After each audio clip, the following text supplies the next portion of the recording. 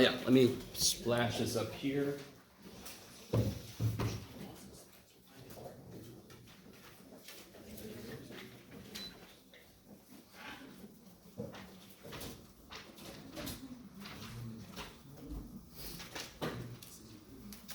Yeah.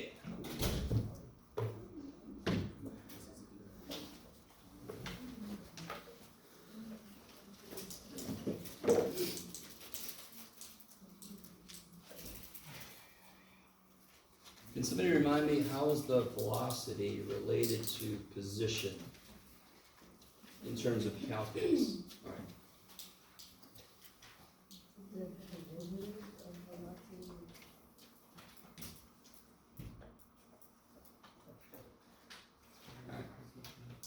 Have you tried unplugging it and plugging it back in? Yeah. Let's try that. Here we go. So, yeah, I'm sorry. Velocity versus position, what's the relationship? What do I do to the position function to get velocity?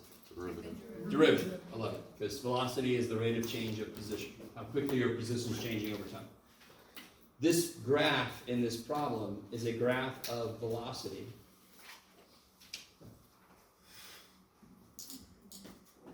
I love our building. What else can fall apart? It'll be okay.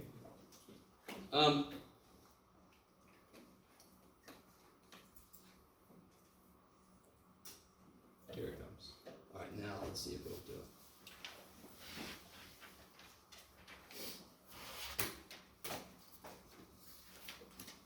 Okay.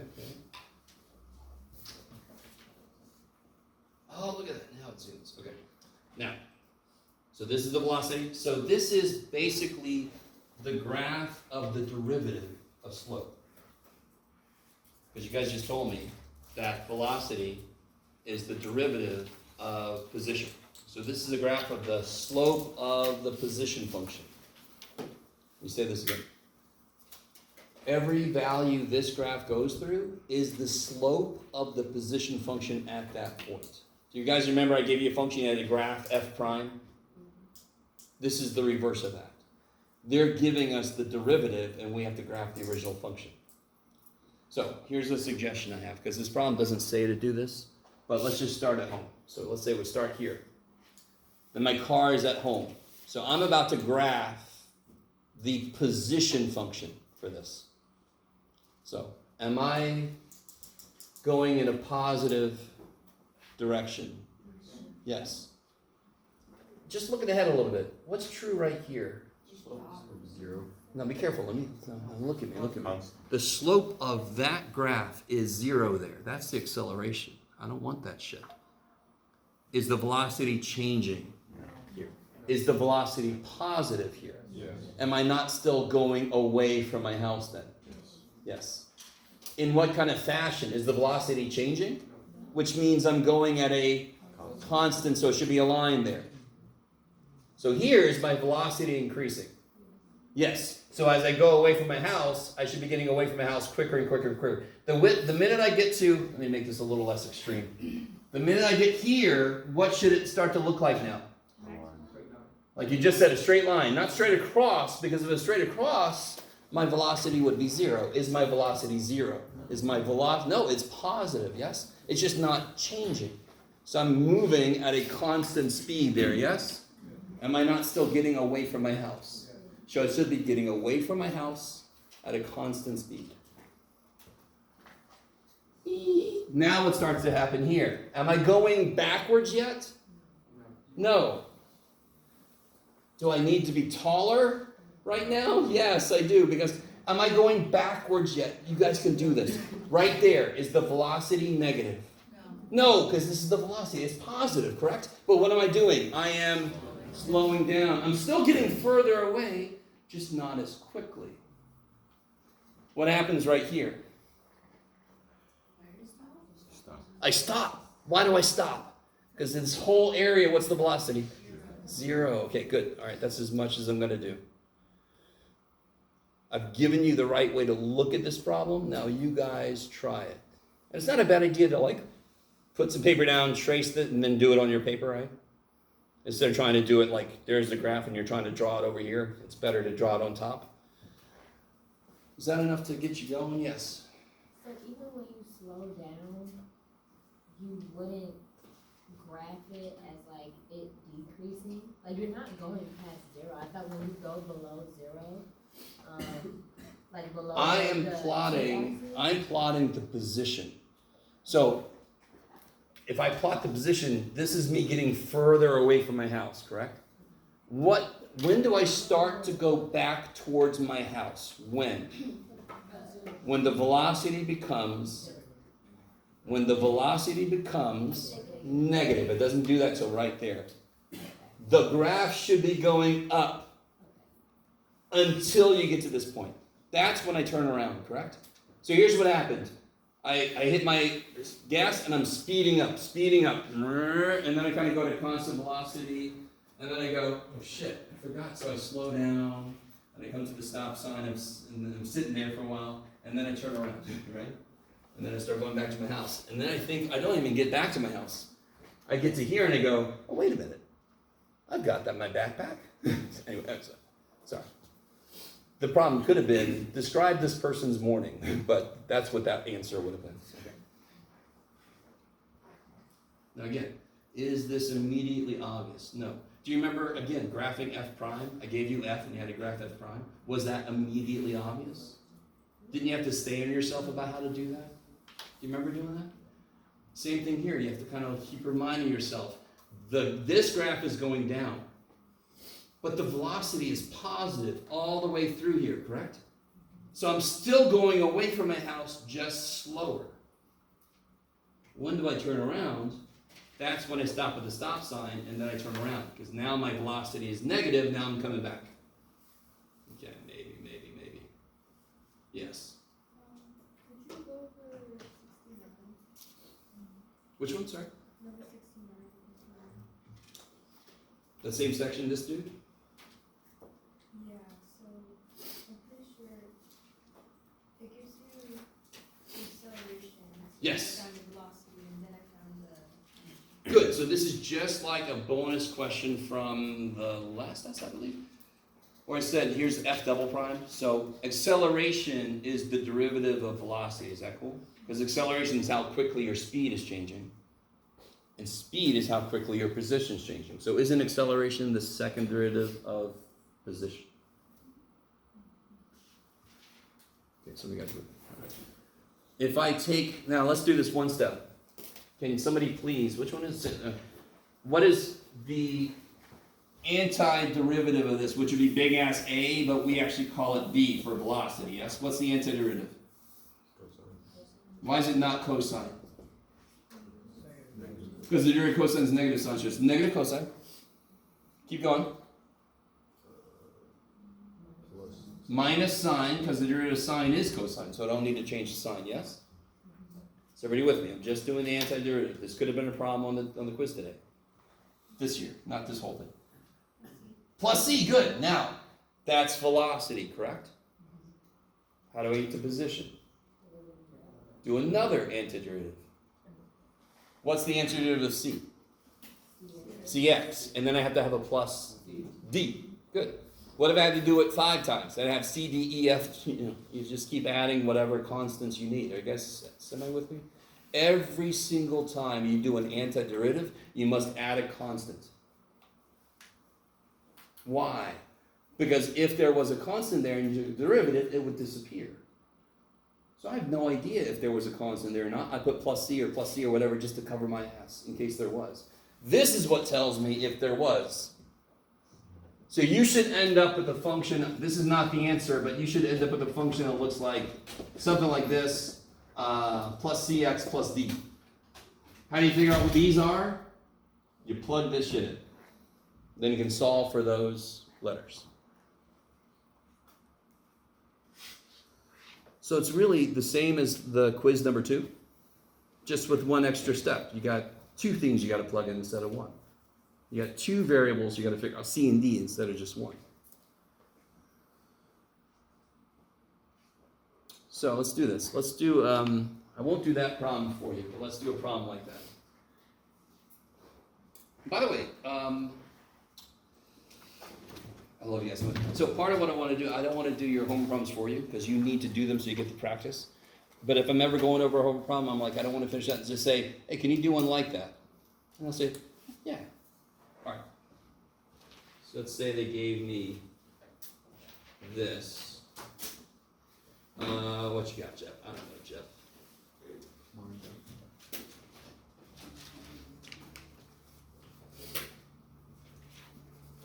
Let's just do that.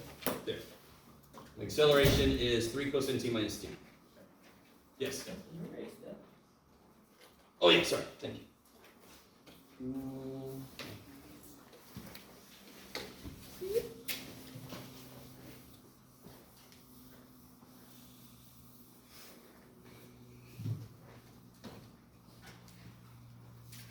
Thank you. So then what's my velocity?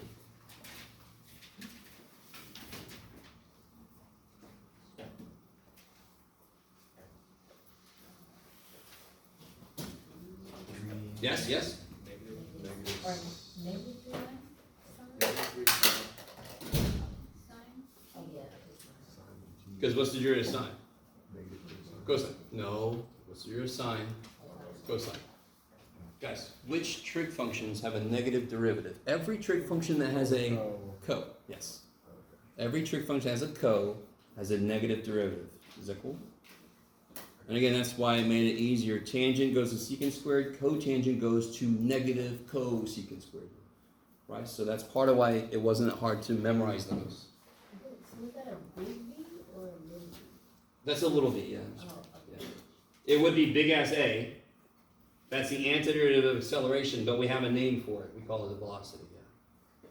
Yeah, it's hard to tell the difference between little and v and big V because they both look the same. All right, keep going. Minus GX. What's happening? 1/2 t squared. 1/2 t squared. Is there any x's anywhere? What's the function of? Time. So what am I taking the interval with respect to? Time. So that's my variable, is t. There's no x's. There's no x's in baseball. What do I have to put? All right. So what's position? That would be equal to big ass V, right? But we have a name for it. We don't call it big ass V. We just call it position. And of course, position, of course we use the letter S. No, that's not obvious. I don't know why they use the letter S. They just freaking did. So too bad for everybody. So what's this now? Now hit me with the, hit me with it. Hit me with the, you can do it. What's this guy? Negative cosine. Yeah, look at that, negative 3 cosine. Look at that shit. All right. What's this guy going to be? This guy's going to get excited. All right, let's do it. Let's do it step by step. Now do t squared. What's it become? T to the third. So to have a what in front? 1/3. What's the antiderivative of c? Ct. And then I need to cover my ass with a v. You could call this C1, call this C2, or you just do CDE, whatever. You guys kind of with me? You just need a symbol to represent a constant. Is anybody still confused about why we had constants? I need you to understand, when we did this antiderivative, none of this shit existed. We're not making it up, but we are constructing the answer. So what could have been here to make cosine? Well, it must have been sine. But if I'm taking a derivative, don't I have a plus 0? I have a plus 0 everywhere. And whose derivative is 0? Constant. So therefore, a constant must be there because I had a 0 there. And when do I have a plus 0 at the end? Always. So when do I add c when I'm taking an antiderivative? Always. Cool. Kick ass. Okay.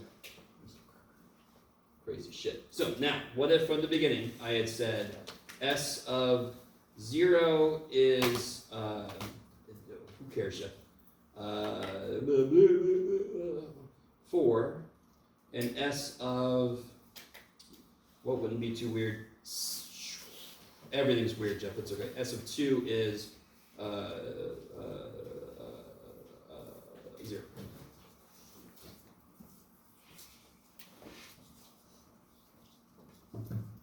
Oh yeah, that's gross. It's too bad for everybody. It's too bad, everybody.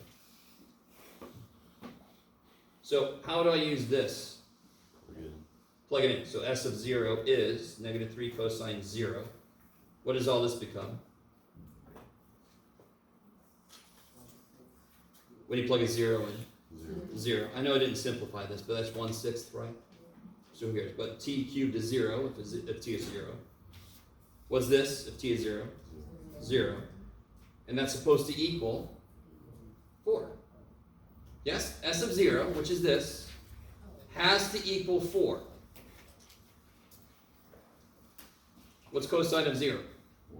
1. So I get negative 3 plus d is 4, so therefore what's d? 7. So how do I get c? Plug this shit in.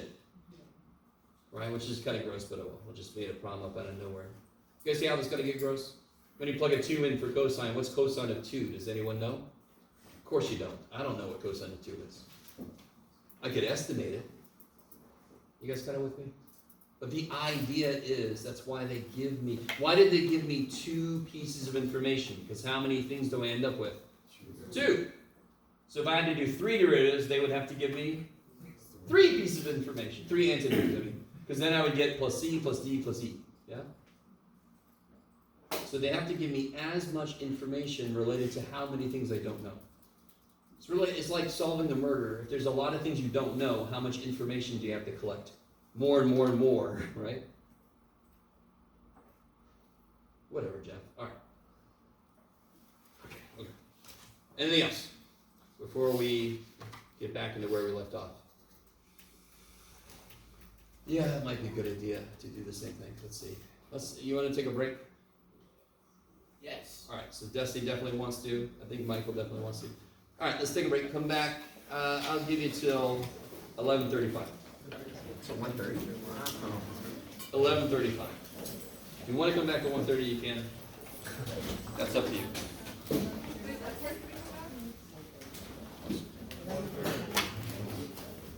What's up? Okay. Would I be able to take the final early on Wednesday? Sure.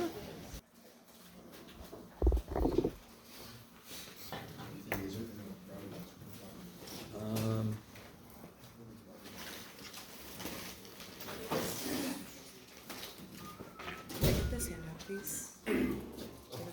Say again? Can I get this handout? Yeah.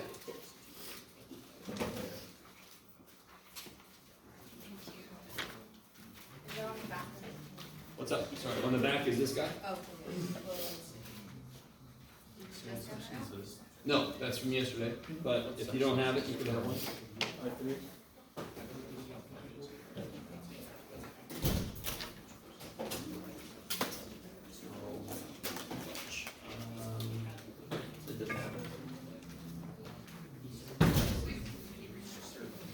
All right, guys. We did these problems last time. What about this one down here? What do these symbols mean exactly? HB. Yeah, this symbol, it means what? Like the anti-derivative. Good, I like it.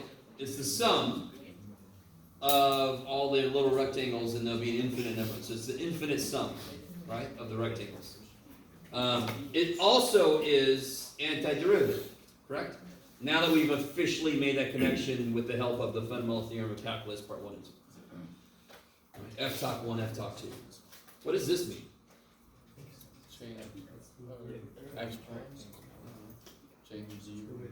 That's the width of the rectangle. So when I use this notation, that's where it came from, was the width of the rectangle. But it tells me what the variable is.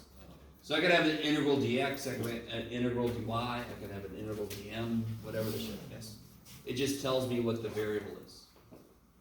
We've never seen a function notation that's bookends like this. So this notation, this integral dx,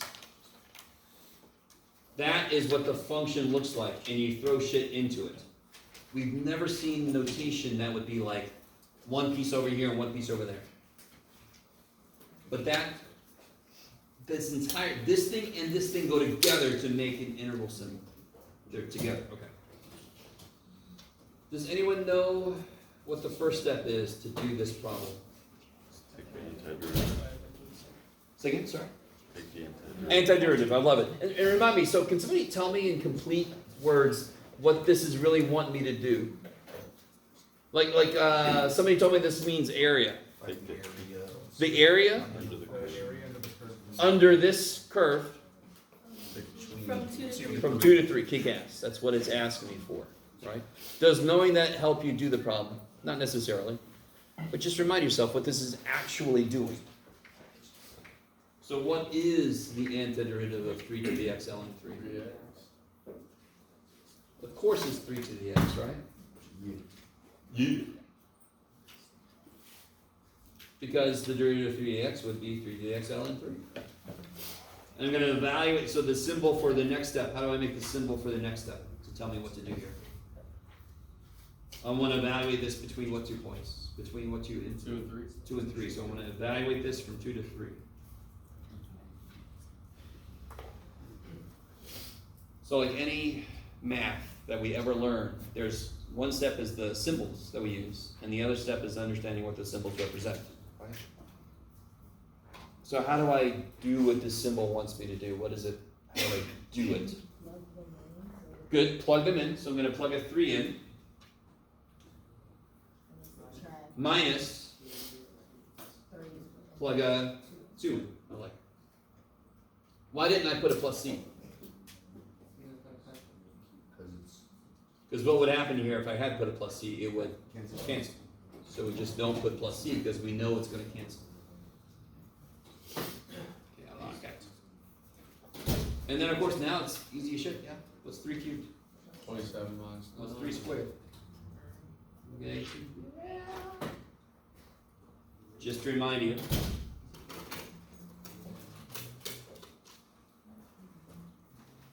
Oh, cool. Just to remind you. So we got 18, yeah? You're like, yeah, Jeff, that's what we look like. If I put 3 to the x ln 3 and I graph it,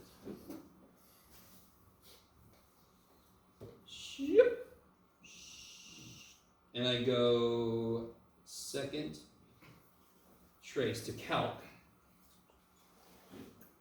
number 7, and I tell it from, what was it, 2 to 3, it'll shade it in, and it'll tell me the answer is 18. Kicking the ass in. That kicks ass. So you can always check your work for a definite integral. Why is this a definite integral? Because it has limits from. It's defined from 2 to 3. These are called indefinite because they're not defined between anything. They're just sort of there. What's another name for what this wants me to do with this? Find the antiderivative. Yeah. Sorry, what's up? Say again? Didn't go anywhere. What is the derivative of 3 to the x? What's 30x ln 3. 3 to the x times ln 3. So what's the integral of 3 to the x ln 3? 3 to the x. Okay. So real quick, on that note, what is can you guys help me, if I have tangent of 4x squared, what's the derivative of that?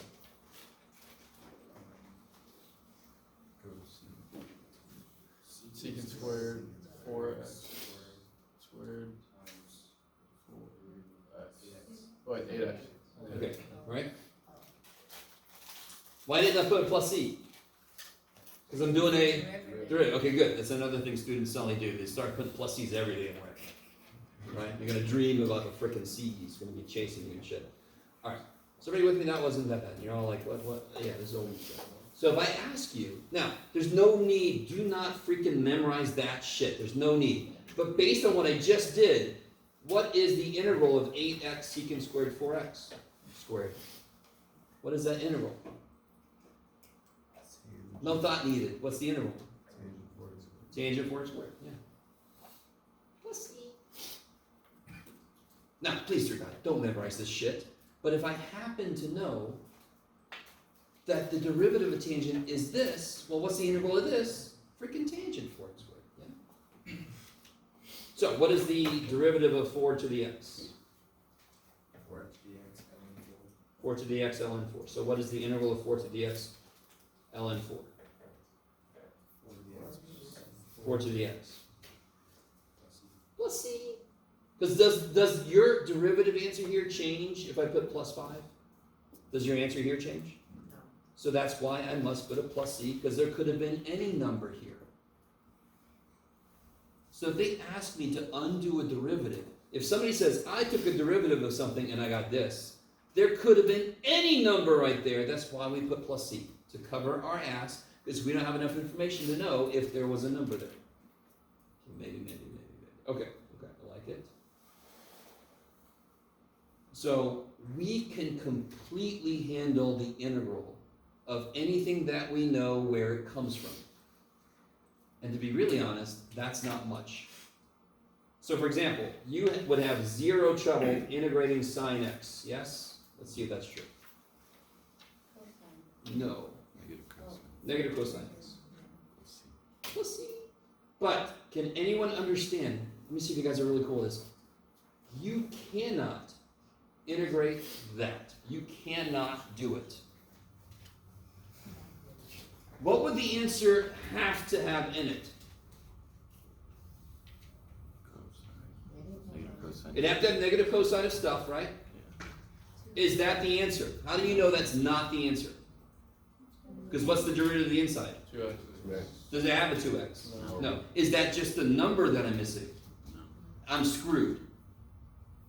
I really want this to make sense. Do I have an x piece here?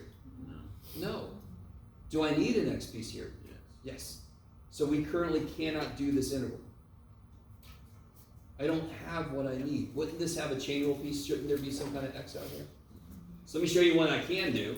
And then we've done this one before. What about integral of sine of 2x? That I can do. Why can I do that? Well, this has to come from where? Negative cosine 2x. Why is that not the answer? Because it's just chain rule thing. Because I have a 2 that came out, so what can I do? 1/2. Or 1/2 or put it over 2, you guys with me?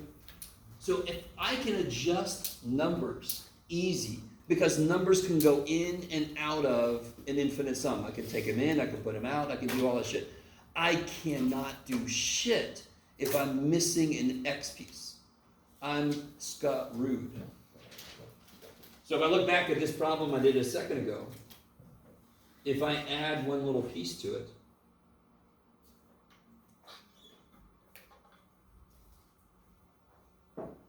what we're going to do today is to make this problem easier, so we don't have to kind of like do everything in our heads. But do you guys see how this is going to work now? Where would this have to come from? Negative cosine of x squared. And if I take this guy's derivative, I get sine of this times? So this is true. The thing I wrote, its derivative is this, therefore I am done. It had the piece it needed. What is this piece? It came from the what? That piece came from the chain rule.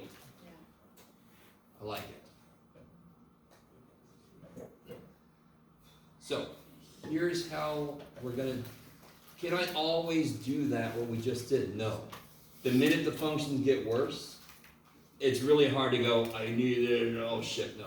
So I want a process that's going to help me see what's going on better. Do you guys agree with me? If I had sine of a function, what is its derivative? Negative cosine. Negative cosine Plus c. Well, of the function, plus c. take it a derivative, Oh, derivative. Oh, times f prime. f prime of x, yes? You guys all with me? Okay, so this would be the chain rule piece. That would be kind of related to that guy there. So here's what I can do. If I'm given a problem, let me give you a different one. What if I had, let's do, okay.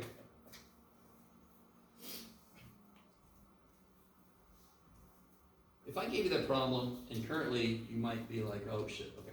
What's the very first thing you would do to Is make that this square work? root, or is that division? Okay. Yeah, x squared minus 5 to the 1/2. Yes.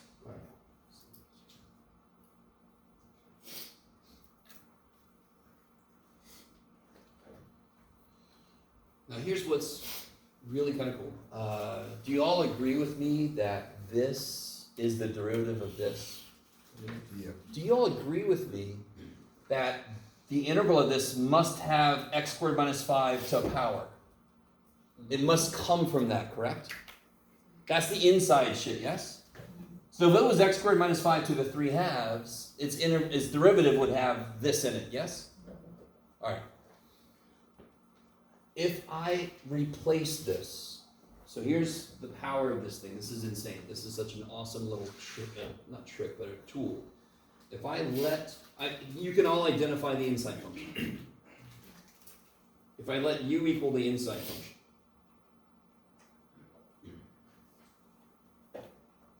And why am I allowed to do that? What's the fundamental idea of algebra? If there's something you don't know, you let a letter equal it. Does anyone know what x squared minus 5 is? No, so I'm going to call it u. Why am I allowed to do it? Because I can. Because I don't know what it is, I can give it a letter name. What is the derivative of u? 2x. Is that cool? Now, there's a little something in the total derivative section, the linear approximation section. Do you guys see how I can multiply both sides by dx? You guys see that?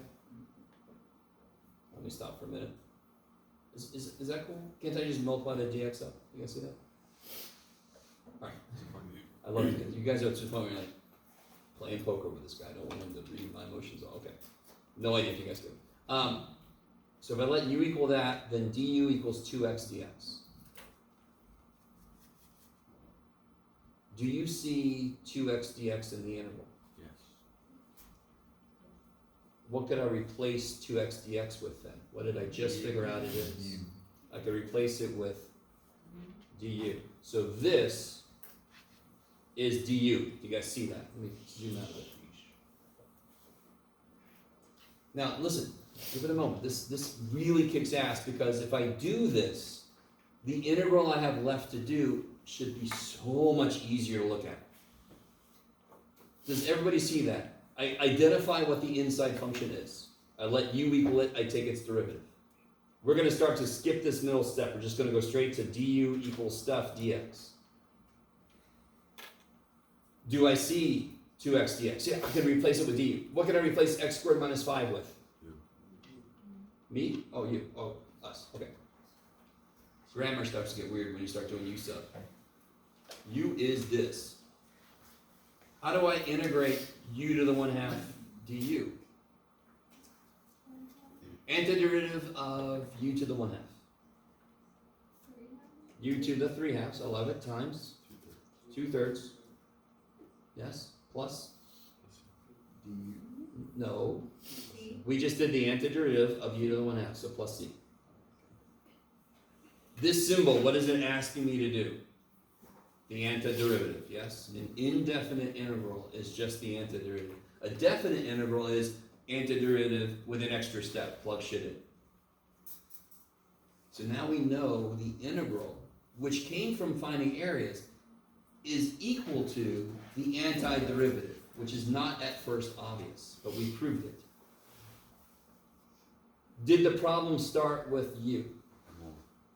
No. What was u? That is the answer. We replaced the inside function, which is where that would have come from. If I do chain rule on something, don't I multiply by the derivative of the inside? So all I'm doing is saying that was the inside. It would have led to the outside. So I'm rewriting my function as shit to the 1/2 times the derivative of shit. How do I do chain rule? Stuff to the 1/2. Right? I would do stuff to the times the derivative of stuff. So I've rewritten this in that form. Maybe. And then integrating the u piece is relatively straightforward, and then I just plug the x stuff back in. So let's try another one.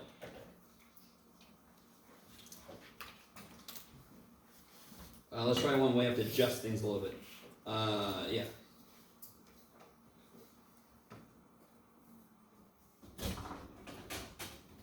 Can somebody identify?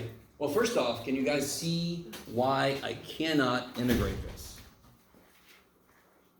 Do we have a product rule for integration? And very quickly, because I'm going to get people that does this, and I'm going to quash this right now. Hold on, just watch this. Just watch. Don't try to write this down. What's the integral of x squared? Nothing major. What's the integral of x squared? 1/3 x to the. So isn't x times x still x squared? Can I just integrate each piece? Will I get the same answer if I just integrate each thing? What's the integral of x? 1/2 x squared. And then I do times the integral of x. What's the integral of x? And what do I get? 1/4 x to the 4th. Is that the same answer? So of course I can't just integrate each piece of a product. Do I even do that with derivatives? If I have a product and I want to take the derivative, what do I use? Product rule, which means they each get their own term. Integration is much harder than differentiation. So when I have an integral of a product, I have no rule for that. Okay, maybe. So you can't just look at this problem and say, oh yeah, that's 1/2 x squared times sine and blah, blah, blah. No. You can't integrate each piece of a multiplication, right? Okay, we don't have a product rule for integration. What you notice instead is there an inside function? And even better, more generally, is there a function in there somewhere whose derivative is there? Maybe missing a number. Numbers don't mean shit. I can make the number happen the way I want to. What's the inside? And what's its derivative? 6x. Ignore the number. Do I have an x? Yes! Can I make a 6 show up? So let's do this piece by piece. Identify, and I want to bring in the generalization now. Most of the time it's going to be an inside function, not always. In general, it's going to be a function in there whose derivative is also in there. But most of the time it's going to be an inside function. So what do I let equal this? U equal this. So what's du? You just told me. What's du? 6x? No, we're not integrating. 6x dx. Derivative of 5 is 0. Yeah. All this step is doing is, instead of putting du dx, we just multiply the dx up.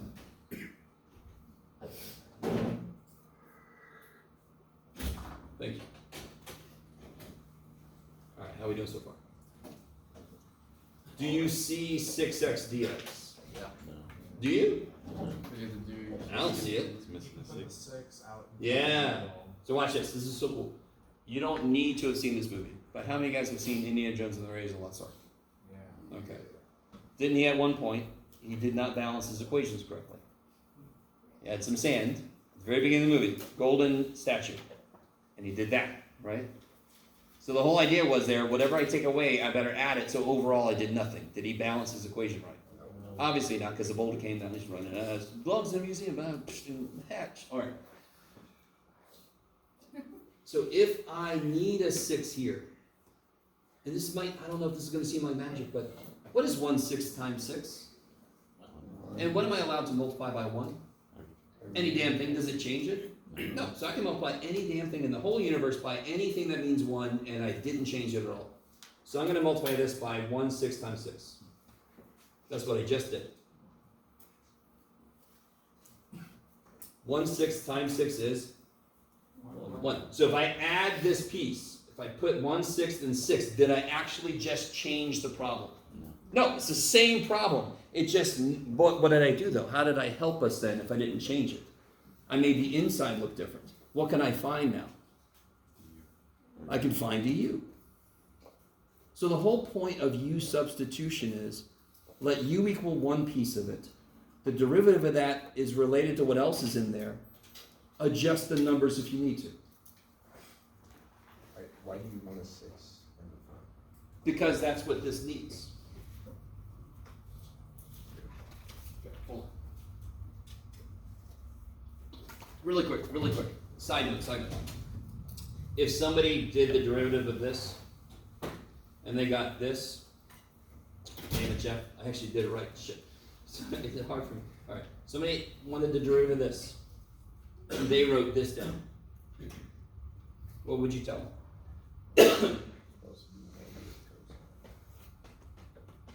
No, it's the derivative. What are they missing? What would you tell them? What are they missing? The 2, yes? Okay. So if I have this, what do I know? What was the inside function? Shouldn't there be a 6x out front then? There has to be a 6x out front. In fact, this verifies that. So the great thing about numbers, I can take them out, I can put them in. This is just an infinite sum. So how do I rewrite this now? 1/6 times the integral of what's 6x dx? What's 6x dx? du. This du. And what's cosine of this? Cosine of, what's this? 3x squared. No, what's this? U. U. Look at that integral we have now. These are equivalent. This says cosine of stuff with the derivative of the stuff, yes? Isn't this cosine of stuff? And isn't the outside the derivative of that stuff? Doesn't this say cosine of stuff and the derivative of the stuff? Isn't that what that says? Here I just called stuff u, and here I called stuff weird shit. Those are both the exact same integral. Just one is written more explicitly and one is written more implicitly. Now don't freak out. This is nowhere near implicit differentiation. Is that integral we have to do now hard? No. This year. What is the integral of cosine u? Careful. No. Sine. Bless you. All right. So far so good, yes? I completely understand you guys are going to make mistakes with the negative and so forth, because if you've ever driven stick shift, when you first learn how to drive, you do a lot of right? So trying to go backwards will often result in smoke coming out the ears. Cosine and sine are evil. You have to think backwards. Cosine's positive, it must have come from a positive sign, because derivative of sine is cosine, right? Yes. Maybe, I don't know. Yeah. Yes. Okay. That was nice and freaky. Have fun with that. All right. No, thanks, man. I'm sorry. I appreciate that. I need help with that. Darker than usual equal the lights off. Yeah, trying to have less glare. I don't Yeah. know. Somebody came at me with there's too much glare, and I'm like, just be happy there's a glare. Hey, that was me. That was you? Yeah. All right. So hopefully this is better now for you. My point is, even just audio is more than nothing. Am I done yet? No. Why am I not done yet? You back. Attaboy. Get rid of the glare. I could have. Do you not want me to try to get rid of that? No, what are you talking about? No, you're all good. No, you're great. You're more than great. Whoa. 3x squared. So the problem started with x is the variable. So my answer better have x as the variable, right? So all this stuff in the middle, what's the main thing that u-substitution does for me? It takes a disgusting looking thing and makes it look much better. So I can integrate that easy. The trade-off is I got to remember to go back to the original variable. If somebody asks me this question and I come back with something with a u in it, they're going to be like, the shit, what are you all about? So what do I have to put in here? Yeah, because that's what u is. That's right. Okay. Yes. How do you know when to do substitution? Yeah, you do use substitution when you've got, for example, I can do the integral of secant squared of 3x, yes? Do I need u substitution for this? No. Because the inside function's derivative is a constant. I don't, right? You guys, what is the answer to this one? Tan 3x plus c. So close, very close. 1/3. Third. Now, real quick, to be honest, you could use u sub on this. So let me show you. I've been trying to get you to do this without u sub, but let me show you how you could. If you're cool with this, you don't have to worry about what I'm about to do. What's the inside function? 3x. So let u equal 3x, yes? What's du? c. 3dx, yes? Let me stop for a minute. You guys, if u is 3x, du is 3dx. What's the derivative of 3x? 3. So if u is 3x, du is 3dx. Do you have to write the dx at the end of it, or can you start 3? Shit, yeah. Alright, because again, Where does the X come from? watch this, you ready? I could say, alright, so if u is 3x, what's u prime? 3. Okay, what's another way to write u prime? du dx. So if I multiply the dx up, bam. Why is that important? Because u substitution, you must replace everything related to x with something related to u. So I need to replace 3x with something related to u, and I need to replace dx with something related to u. So I better have some relationship between du and dx so I can actually do that, yeah? So can I find du in here? What am I missing? A 3. So if I put a 3 here, 1/3 out front. So let's rewrite this. 1/3, what is 3 dx? 3dx is du. du. That's what it is, yeah? And this will be secant squared of Of u. me. So it'll be 1/3. What's the interval of secant squared u? Tangent u. And what was u? 3x. Use Is that the same answer we got earlier? 3. Yeah. So when the inside is linear, you really don't need u sub, but you could use it if you want to. You really don't need it though. Until you do. Could you use it? Yeah. So when could you use chain rule? When would it make sense to use chain rule? If the inside function is more than just x. I mean, not chain rule, but u sub. U substitution is integration's answer to chain rule. Because what is integration trying to do? What is the purpose of integration? Not areas, but antiderivative. So the purpose of integration is to undo the derivative. Let me say this again. One purpose of integrating is to undo a derivative, correct? Antiderivative, right? So if derivatives have a chain rule, integration has to have an answer to that, to be able to go backwards. U substitution is the answer to chain rule. It helps us kind of work that shit backwards. So let me point this out. On the back of that sheet we had earlier is this.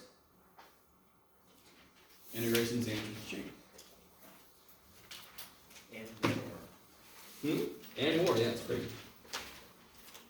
There's really creative ways you could use chain rule. So the very first one's very straightforward. If you couldn't use U substitution, what would you have to do here? You'd have to multiply this out, yeah? Then you have this big ass polynomial, and you can integrate each piece. You could do it that way. I don't want to write this 9 times and multiply it out. So I'd much rather. Do you guys see how the inside function is x cubed plus 5? Now let me see if you guys are with me on what I'm about to say. The derivative of x cubed plus 5 is something x squared. Do y'all agree? Is that good enough to write in your test? I'm always waiting for some asshole to go, you said something x squared. Integral of that is just something x cubed. No. So the derivative of x cubed plus 5 is something x squared. Now, of course, it's 3x squared, yes? But it is something x squared. Do I have x squared in the interval? Yes. That tells me U substitution will work. If there is a function in my integral whose derivative is in there also, U substitution will work. you can add the 3 then, or? Yes. Constants, they are our things to make work for us. If I need a 3 in there, I just have to put a what out front? A 1/3, yeah. I can make numbers do whatever the hell I want them to, because I can always balance them out. So let me show you an example. Look here. Here's the mistake students make, especially some of my colleagues teach us in a really interesting way, but watch this problem. You've got this paper, yes? How is what I'm about to write different from the first example? And you're all like, I don't know yet. I know, hold on. How is that different? No X squared. There's No X squared. Will u sub work then? No. No, because I don't have the x squared piece.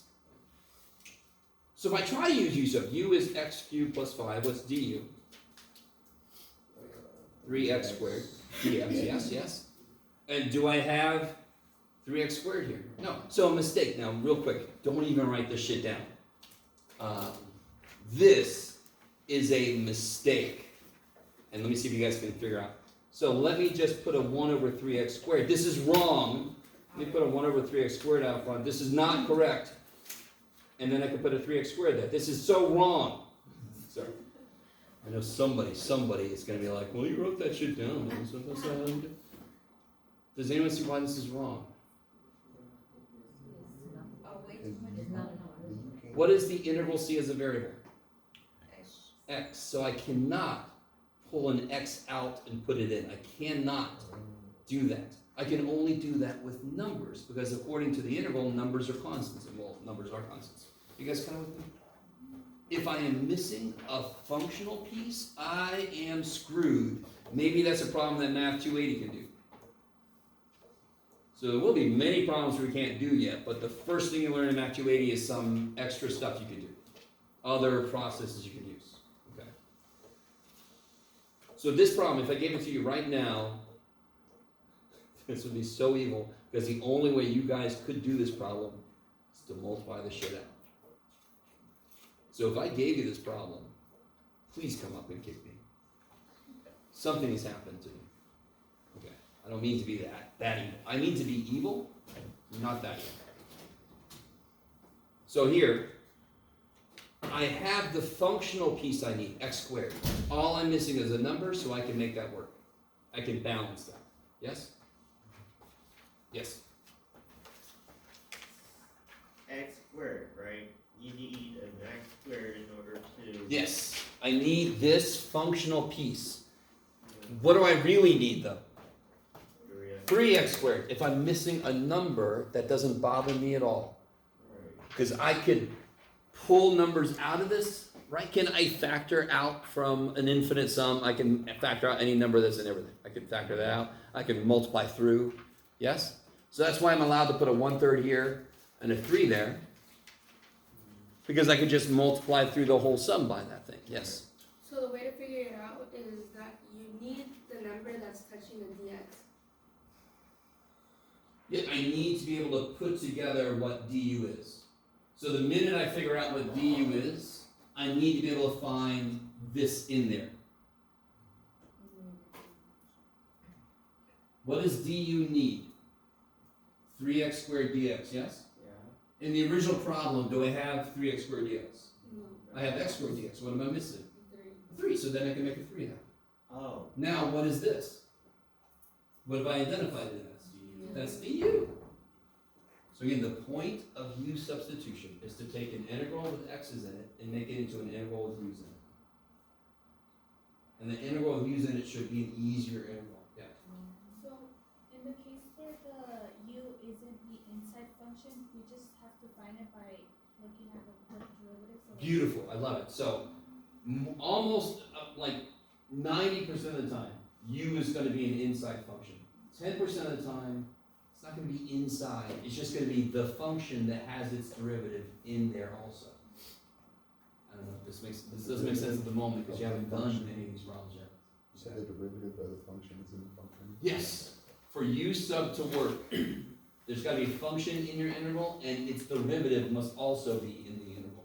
That's the only way you can make du show up. Because what is this? It's the derivative of U. another function that's in there, correct? That function is inside. Is its derivative inside? Close enough. I can make numbers work, right? So if you had an x to the fourth plus 8 inside of something, what must you have show up in the integral if you had an x to the fourth plus 8? If I had an x to the fourth plus 8 inside of something, what must also be in there? X to the third. Because the derivative of x to the fourth is something x to the third. Okay. Let's try some more here. Let's see. So this problem, you replace that with du to replace that x cubed plus 5 with u. And then that's an easy integral, yeah? You guys see where that came from?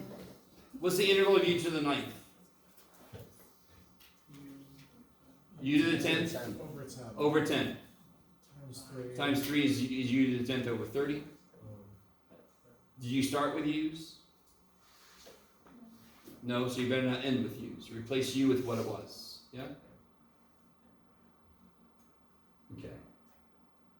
Alright. This problem. This is still something inside, but what would you say the inside function is here? Right x.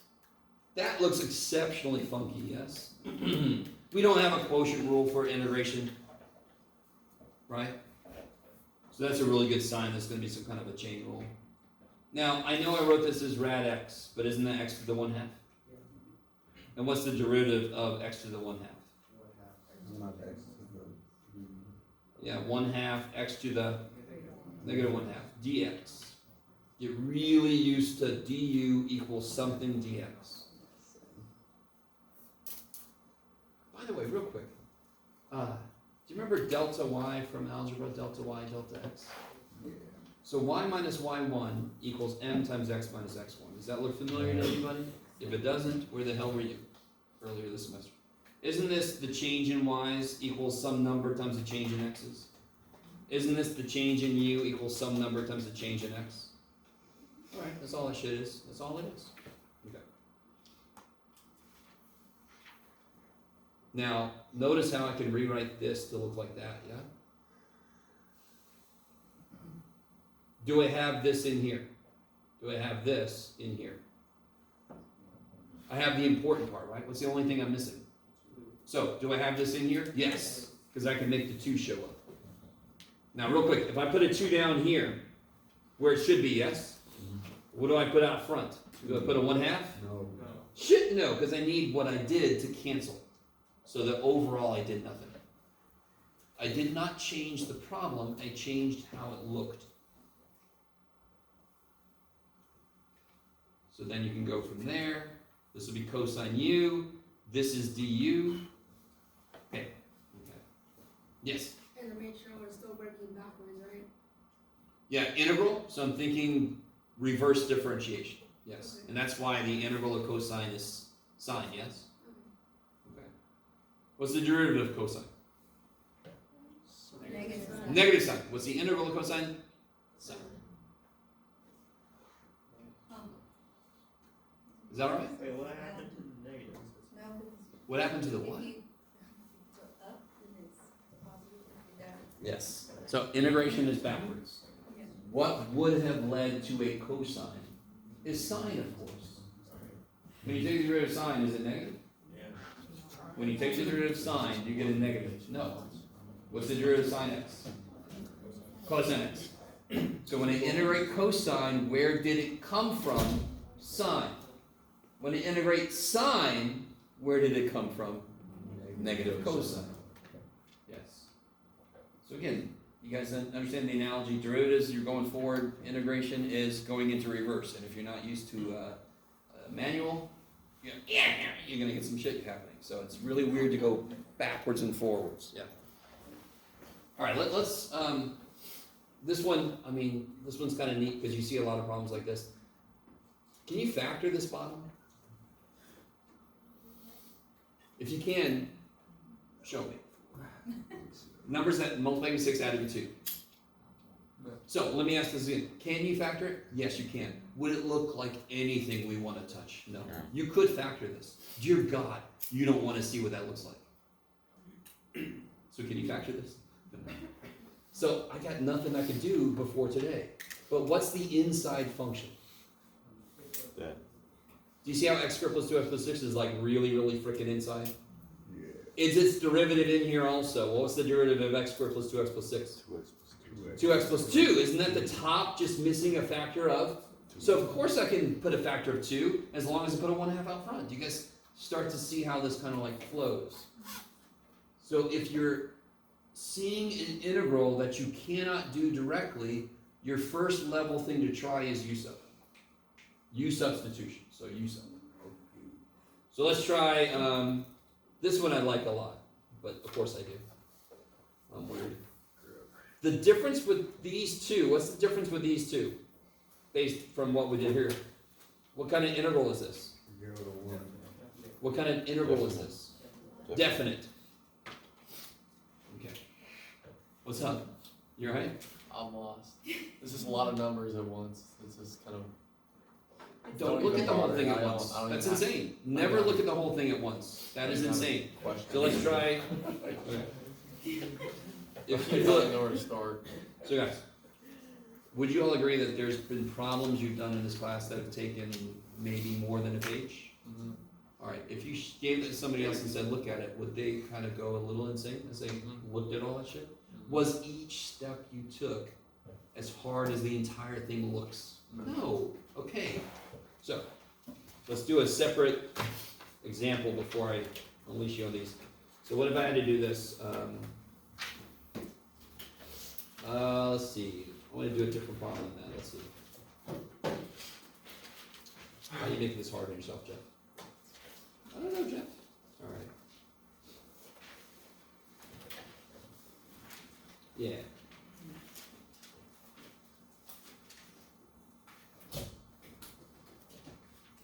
Yeah, no.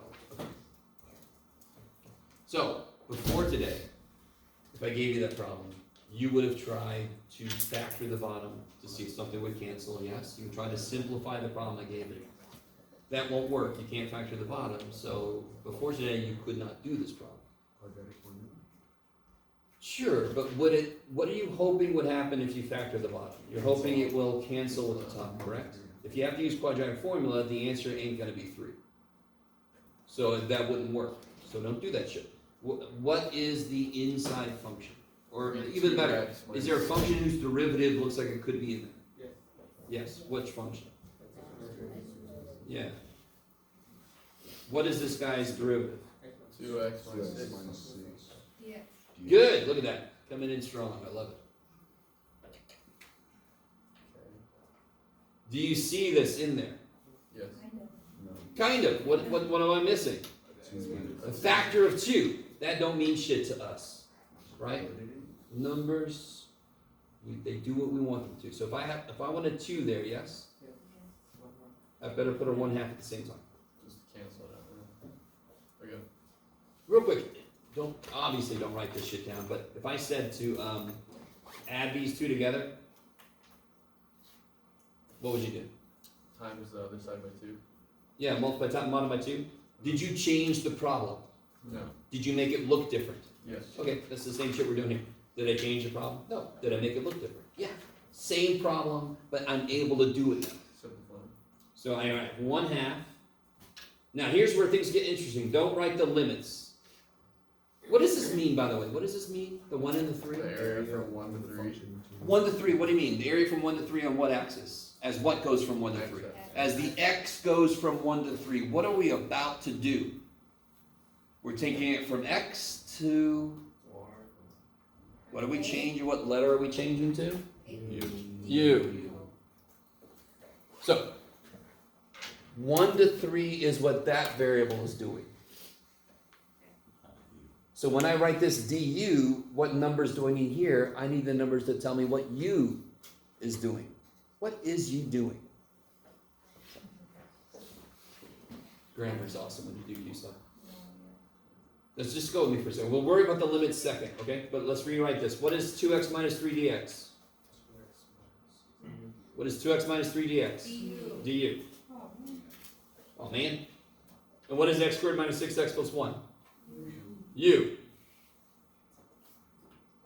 That's going to be an easy integral, yes? Yes. Okay. Y'all agree? Good. You should. So listen, x goes from 1 to 3. When x is 1, what is u? When x is 1, what is u? Yeah, it'll be 1 minus 6 plus 1 is -4. Do we have a relationship between u and x? Have I written a relationship up here between u and x? Yes. That's the first thing to realize. Second thing, these numbers relate to what variable? They're what x is doing. This integral is du, correct? I don't know, I'm lost track. That integral is du. So what numbers do I need here? I need to have the numbers that tell me what u is doing. When x is 1, what's u? -4. Plug a 1 in. How am I going to get the other side? Plug in a frickin' 3. So when x is 3, what do I get?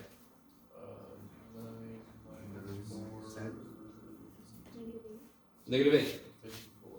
So 9 minus 18 is -9 plus 1 is -8, yes? Yes. I was trying to do it in my head. Do you concur? 54 sounds better. You can do it that way. Lose some points. So I get 1/2. What's the interval of 1 over u? 1 No. Ln.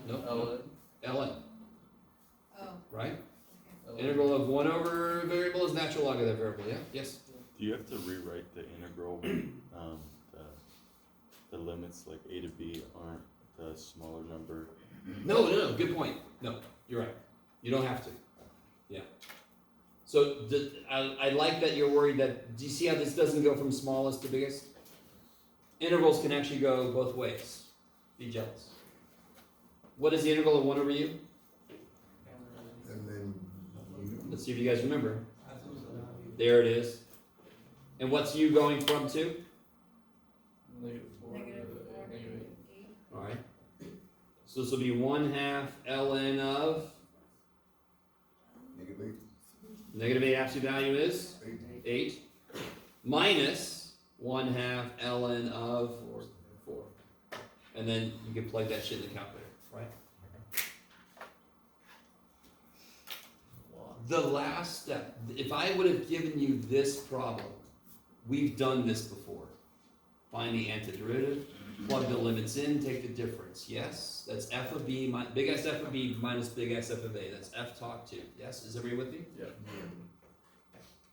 This step is the new step. We're rewriting an x integral in terms of u. Why are we doing that weird ass shit? Because look how pretty the frickin' thing is now. Yes. Why didn't we plug in du on to the bottom? Wait, I'm sorry, where? Like du, like we got 1 over u right there, and then is du just the -4 to -8? No. Okay. So again, this is one symbol. This is one symbol. We have never seen a function ever that's like bookends. That is one symbol. So very quickly, I've had students in the past tell me this is true.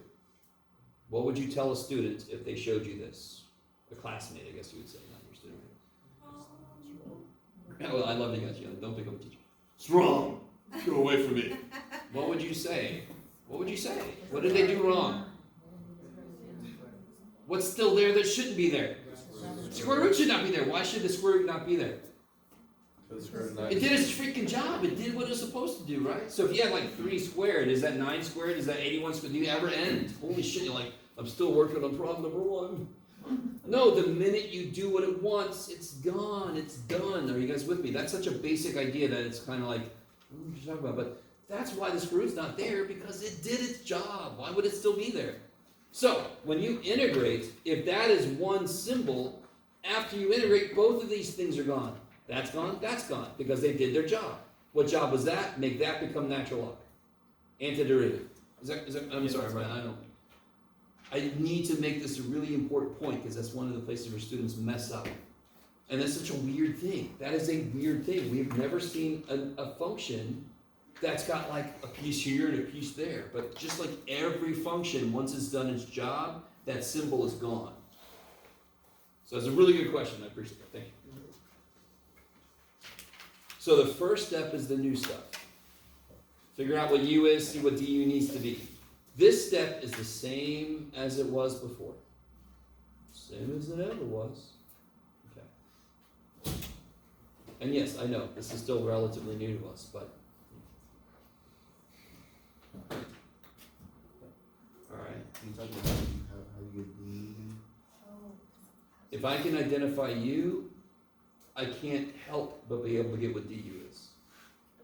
If I figure out what u is, I just take a derivative to figure out what du is. Yeah, that's just the derivative. Just the derivative, yeah.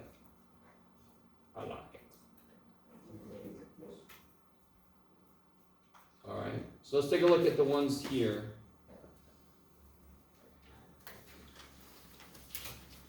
Here, let's do this one first, since it's related to the one we just did. Number 4. You probably want to do this on another sheet of paper, because I didn't give any room. Try to get as far as you can. Figure out what u is, all that kind of stuff. See how far you can make it.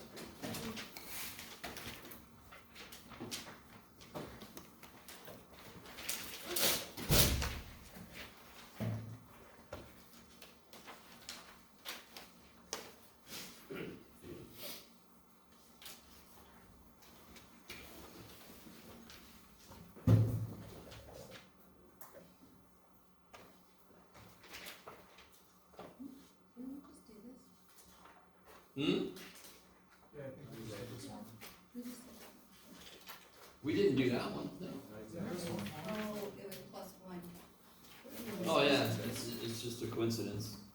So then it should really be easy. That's funny. It's a total coincidence. I made a problem that's almost the same. Wasn't it minus also?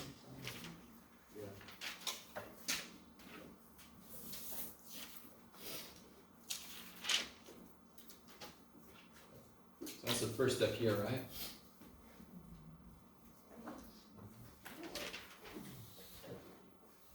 Yeah. Okay, so you guys are looking like I'm crazy. You all see there's 2 functions in there, in the ratio? Is the derivative of one of them in there? Maybe absent a constant? Yeah. Yes, it is. So then I let u equal the function whose derivative is in there. So u equals the stuff on the bottom. Now, you all agree this is not equal to x plus 3. But this is equal to what times x plus 3? 2 times x plus 3. Yeah. How come you chose that one again? So I need to choose the part of the integral whose derivative is in there also. If I choose the top, what's the derivative of the top? What's the derivative of x plus 3? 1. That doesn't help me with this shit.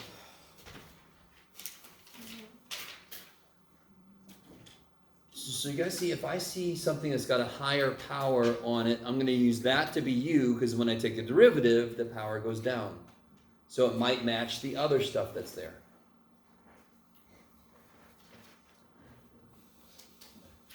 So what do I have to do to make this show up?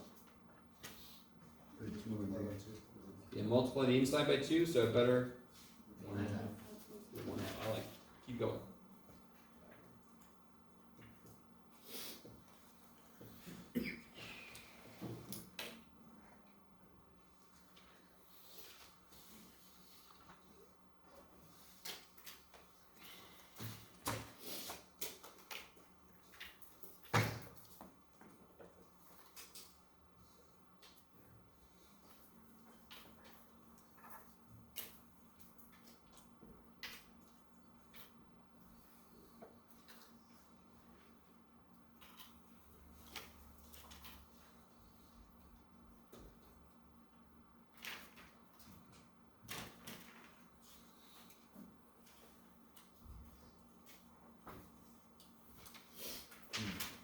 So what's x squared plus 6x? U. And what's 2x plus 3 dx?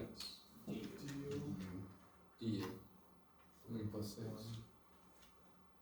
2x plus 6. Yeah, 2 times x plus 3 dx is 2x plus 6 dx is du, yes. What am I still? Yes. Why is it one? Oh, okay. Do you agree with me? There's a 1 in front of everything in the universe.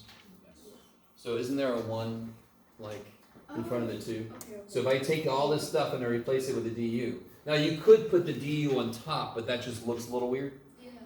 You will see that written that way sometimes in textbooks. I just don't like that. I like to keep it on the side. So I can keep, this is my function and this is what I'm doing to it, right? Yeah. Okay. What is it I have not, yes? Did you do that two-step you wrote on the first before you did the one? Sorry? The two, you put parentheses. Yes? Did you do that one before the one you just wrote down? Yes, I identified that my du had to be 2x plus 6. I've got x plus 3. If I double it, I'll get what it needs. I need to be able to find this inside of the integral so I can replace it with du. The way it was originally, I didn't see that. In the original problem, do we see 2x plus 6 dx inside? No. Nope. Can I make 2x plus 6 show up? Yes, if I double what's there. And at the same time, I better cut it in half so that overall it's the exact same problem. Okay, a lot of. Real quick, really think about what this means. Isn't the integral the area under a function? If I double the outputs, didn't I just double the area? Let me try this again. So if I have a function, it's like this. If I double all the outputs, didn't I just make the area twice as big? So then if I cut it in half, didn't I just bring it back to the same thing it was? So I'm doubling the area, but then I'm cutting it in half at the end. So of course it's the same damn area. Okay, that's a whole other way to look at that. And I've never explained it that way, and I like it. It's cool. Okay. Okay. So again, what seems to be the steps on u-substitution? Identify, most of the time, what's inside, but in general, identify a function in your integral whose derivative is in there also. Let u equal that. Take the du, that's telling you what you need to show up. I need a 2x plus 6. Do I have it? No. So then I make that happen. I'm allowed to multiply the inside and the outside by numbers. Numbers just go in and out all day long. Okay. So what am I still missing? My limit. So when x is 1, because this is what x does, I need to know what u does. 7. When x is 1, good. Why is u is 7? When x is 3, 27? Okay. Does everybody see that step? What would you say you did in that step?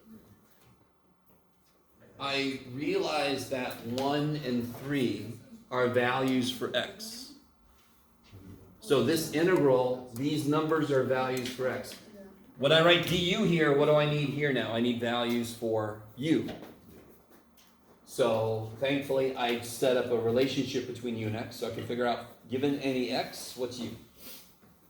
When x is 1, what's u? 1 squared plus 6 times 1, 7.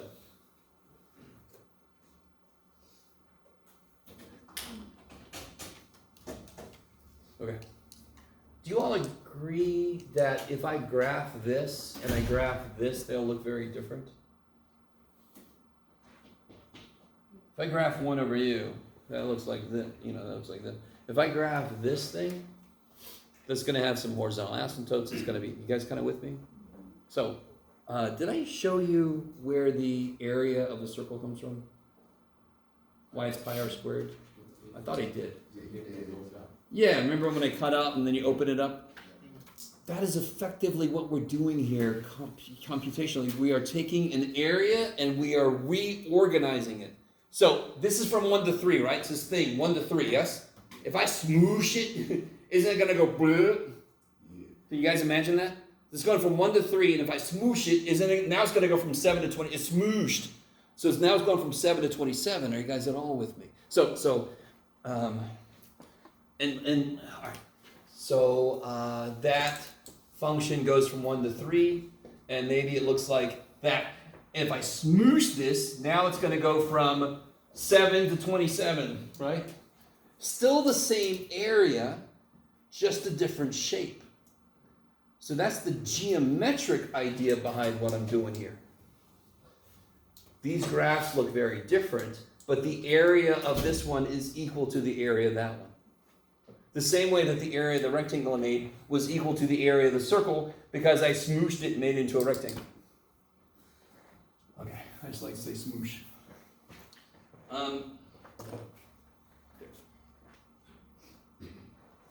So now what is the integral of 1 over u? What's the integral of 1 over u? Yeah. Do I need absolute values? No. Why not in this case? Because all my inputs are positive. Now, I mean, in general, the answer is natural log absolute value u, but I know I'm plugging positive numbers in, so I really don't need it. Isn't that supposed to be 27? Sorry. It looks like a 2 like that, that's why. What do you mean? Sorry. Yeah. Okay, 27. You know it's a 27. So there'll be 1/2 natural log of 27 minus 1/2 natural log of 7. Which you could write as natural log of the square root of 27 over 7 if you know your log rules, but that doesn't matter. You can give me this answer, that's fine.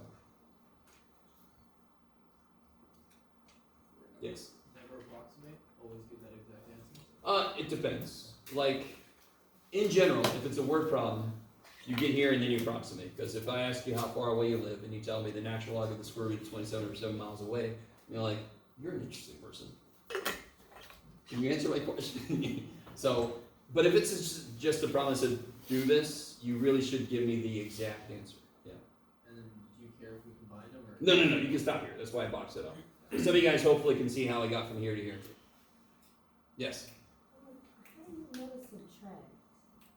Oh, that is the idea, right? So again, I want to go from A to B. Oh, okay. G of A, G of B. So if I only want that, then I got to subtract to get this area, Okay. right? Yeah. So that's part of the proof that we did. Oh man, there we go.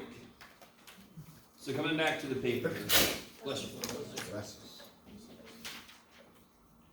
What about number 3? What do you guys think? This is a really good example of a function that's not stuck somewhere. In number 3, do you see a function whose derivative is in there also? Yes. Which function? What? Somebody just blew up. Right? 1 over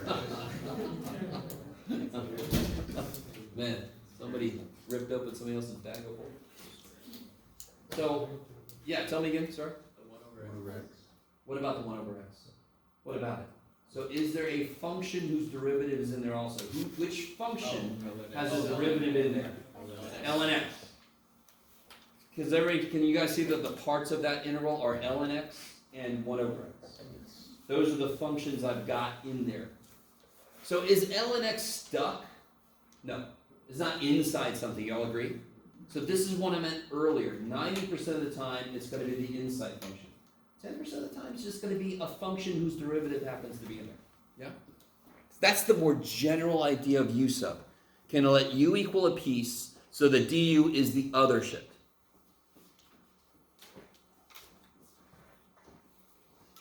So, okay, do it. I'll wait. I'll tie my shoe so I don't die.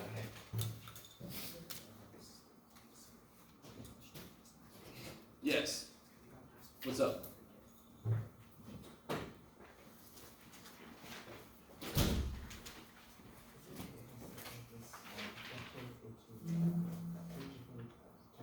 Oh, sure. Using like partial fractions stuff. Yeah. I just, if I had time, I would teach partial fractions, but I don't. So you can totally do that.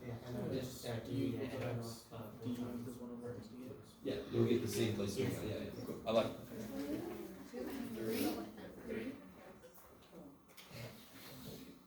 Just make sure everybody's on the right track. U equals what now? ln x.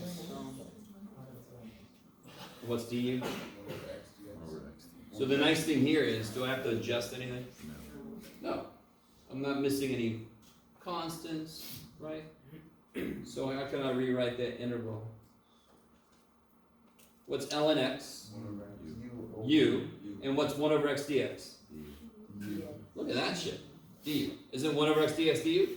So 1 over x dx, this whole thing right there is du, and ln x is u.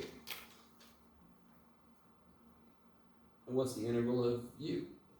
1/2 u squared. Let's see. And never end with a u if you didn't begin with a u. 1/2 ln x squared. Let's see.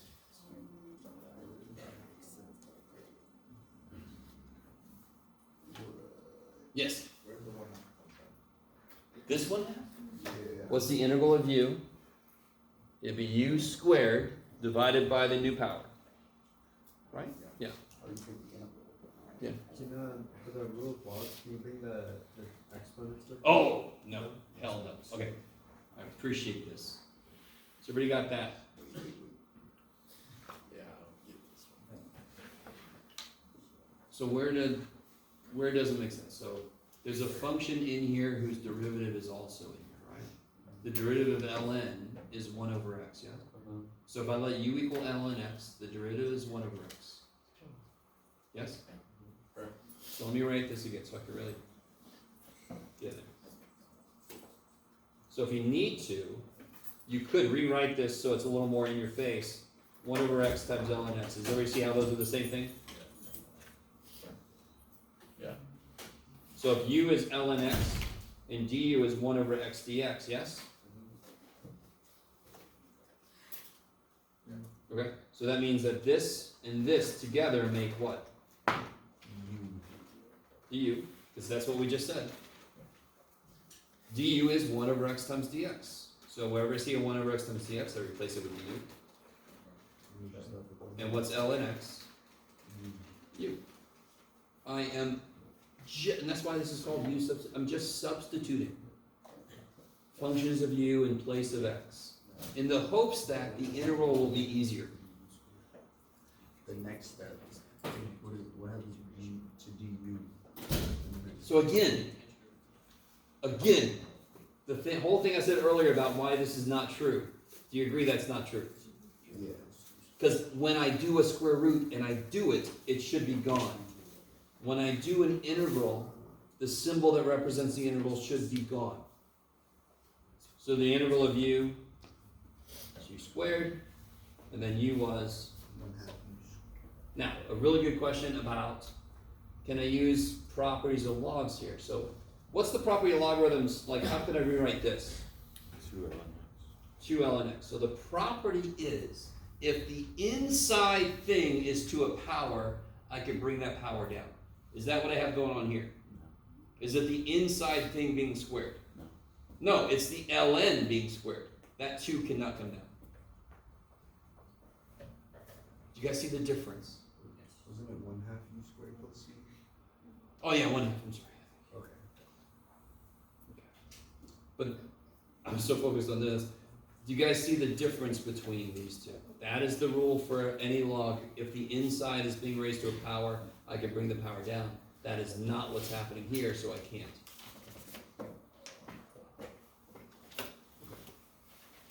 So after you take the integral, you just plug in what u is and what. Yeah, you better end with x stuff if you started with x stuff. The u stuff is just the middle thing I do to make it easier to look at.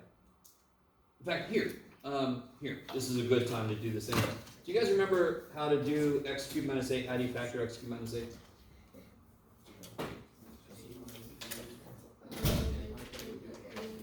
Pascal's triangle. This is xxx, this is 2, 2, 2, this is x minus 2.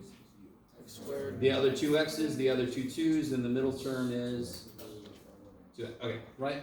So it's 1 of each, 2 of each, product in the middle.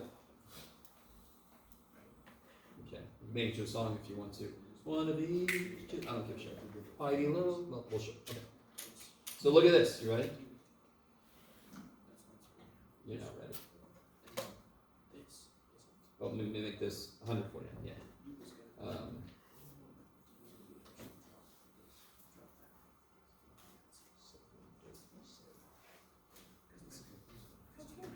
Okay, look at that. Gaze upon that. That is a difference of cubes. If I let u equal this shit, and v equal this shit, what does that become? U cubed minus v cubed. Is that easier to look at? Is that easier to do? That is the idea of u-sub. You can actually use it in other places.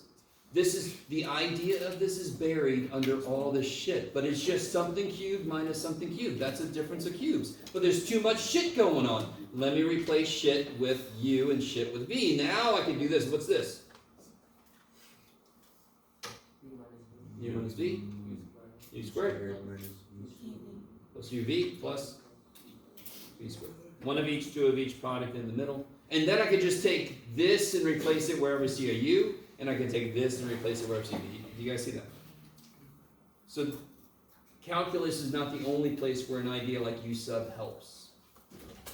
But calculus is like the first place where it's almost necessary. Yeah. I love number 2, and I would, of course I would. Let me rewrite 2 on this paper here, because I know. Look at number 2.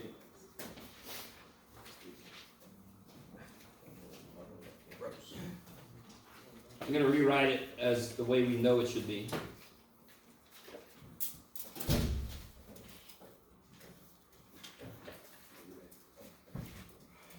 All right, is that okay?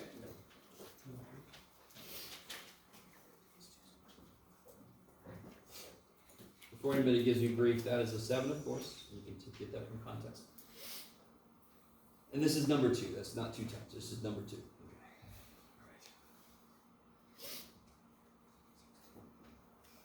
You guys understand you cannot do that integral directly. Before section 5.5, this would have been impossible for us to do.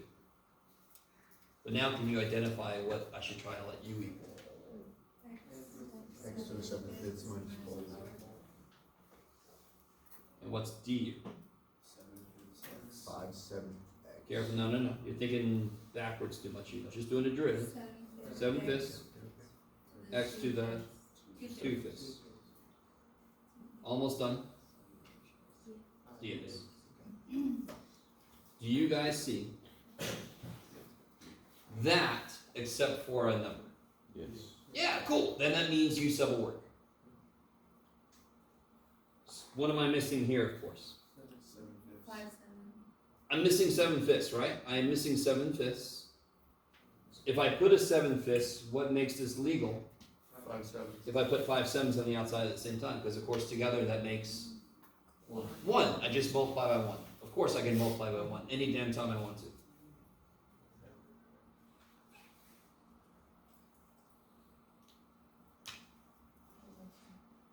Just letting people catch up. How are we doing out there? So I identify what to try to let u equal. I take its derivative, and then I get really happy because I see this. That's the important part. If I don't see this, I'm screwed. I do see this. This is secondary. I don't care. I can make the number work just by, balancing it out. Doing the whole Indiana Jones thing, right? Except we don't have any boulders coming at us because we're doing the shit right. How do I rewrite this now? 5 7s. What I would do if I were you is I'd underline my du. There's my du, correct? This is du, yes? So that's du. And how do I rewrite this? Sine me, that's right.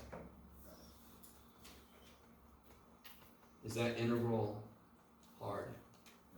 No. So even if you still don't quite get why or how u-sub works or whatever, you can appreciate the fact that it took, look at that integral. Look at that, just look at that integral. This is the equivalent integral. That's crazy sauce. So what is the integral of sine?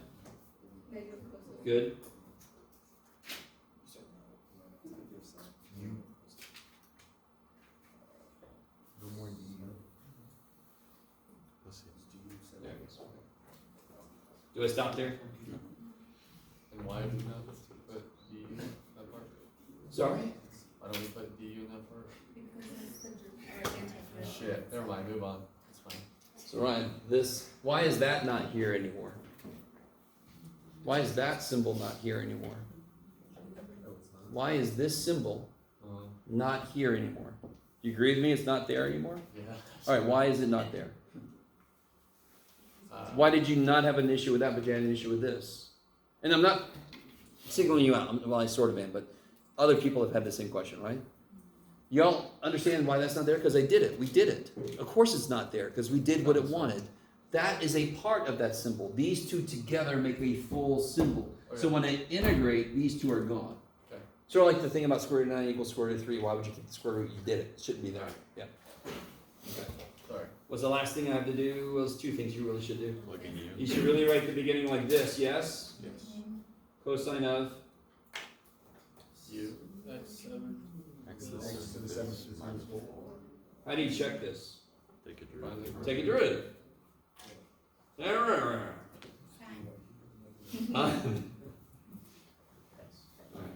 Or plug it into Wolfram Alpha or ask Reddit if it's right or whatever. So, and then we already know what Okay. Do you guys see how number 1 would work?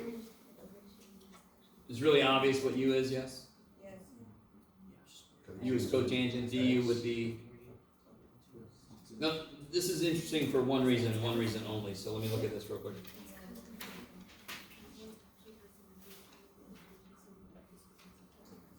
So what would I let U equal? Cotangent. For 2 reasons.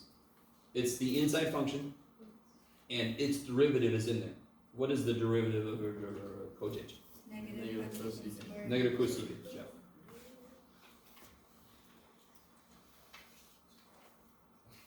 So, in this case, this is interesting. I got too much in there, in a way, right? You guys see that? Do I want a 3 here? I don't know. Do I want a 3 there? No. No. So you can just take that shit out. What do I want in front of the cosecant squared? Negative. Do you guys see that? Just put a negative on the outside and the inside. What's negative 3 times negative? Positive 3. Positive 3, which is what was there. So I didn't change anything. And I'm going to make this look like this, okay? So what is this? That's my du, yes? Yes. That is my du. Mm-hmm. So then I can replace it with du. I have a negative 3 sitting out front, right? And what's negative cosecant? Oh, I'm sorry. What's cotangent? U. U.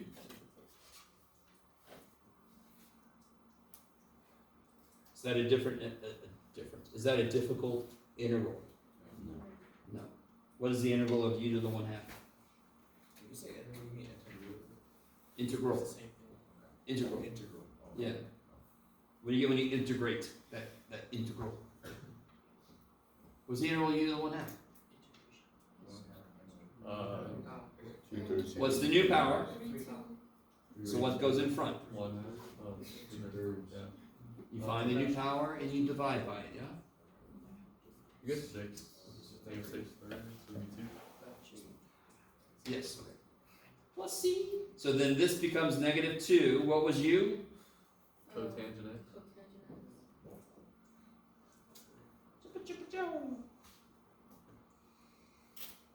Okay.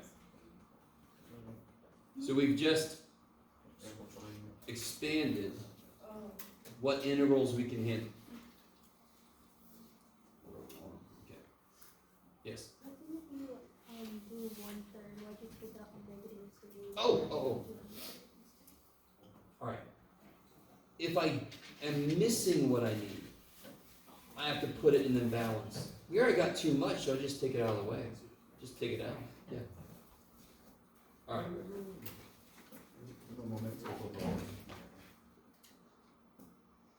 Rapido.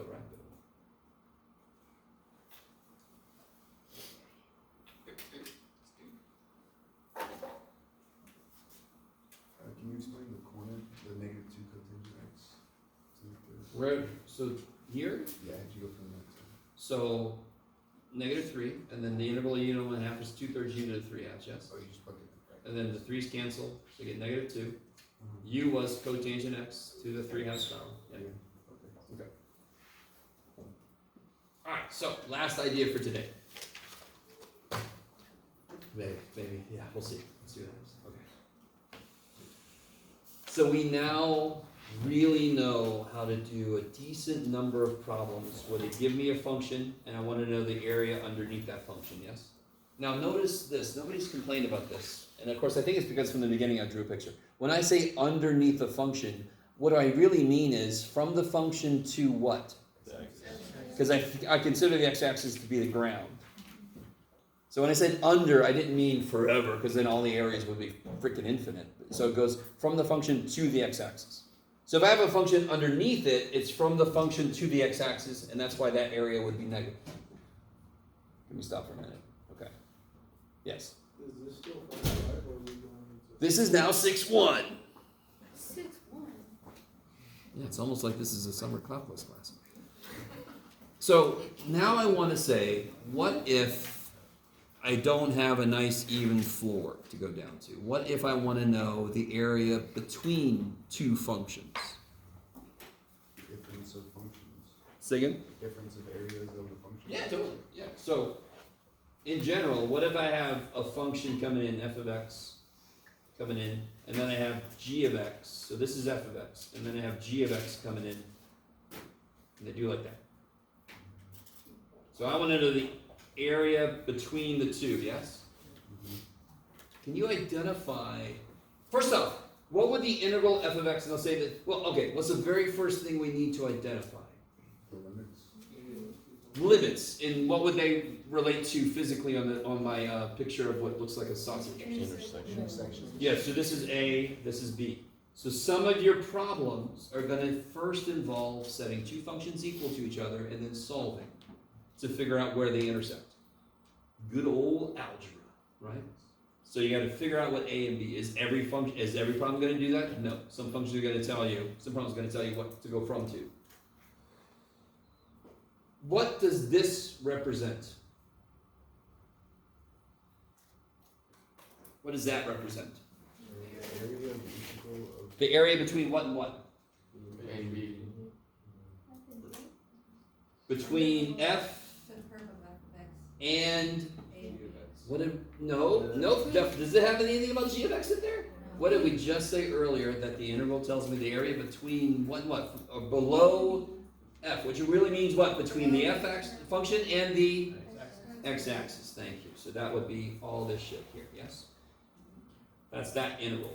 What would this integral represent? What's he gonna write? Oh, that makes sense. The area under the g function. I don't know. Do I have more color? I do. So this is the area under the g function. So how to get the area between? Subtract them. So that just makes physical sense, yes? If area under f is this, and the area under g is that, if I want the area between them, I just subtract the two. So the area between f and g, and why, let me ask you this, area between f and g is equal to the interval from where they meet, f of x minus g of x. Now, in this case, why did I put f first? This is the top function. Because this is the top function. So when they give you two functions, you better make certain that the function you put first is the top function.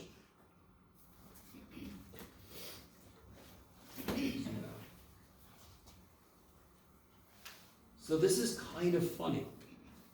This is section 6.1, and it really doesn't get much harder than this. It's just subtracting two functions and then finding the integral. Yes? You not need dx anymore? No, you need dx. Thank you. So let's try a specific example. Let me see if I can make one that's nice. Wouldn't that be nice? I think I can.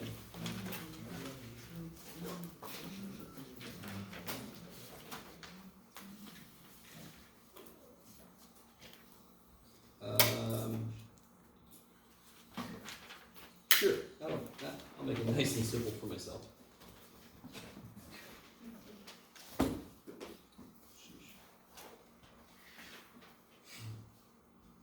Let me make sure this is going to do what I want it to do.